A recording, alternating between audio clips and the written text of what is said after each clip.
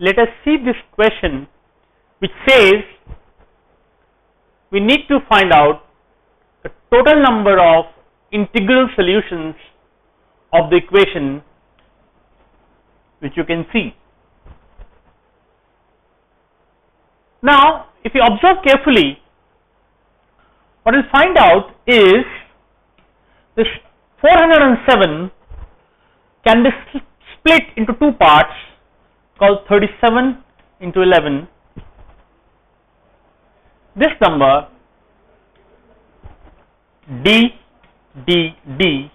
can be written as d into 111 equivalent to d into 37 into 3. That means this number is also a multiple of 37. If we try and divide this value 2589 by 37, it is not exactly divisible.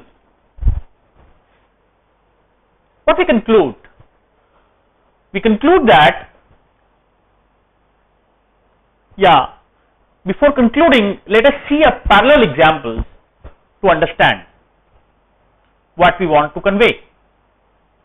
If I say 11x plus 33y is equal to z,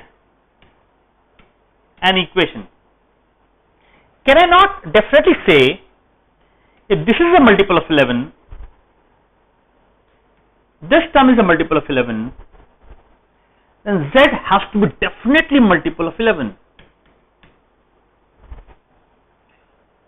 Applying the same logic, if this is a multiple of 11, this is a multiple of 11, but this is not a multiple of 11, we can conclude this particular equation does not have any integral solution. So my correct choice becomes option number 1.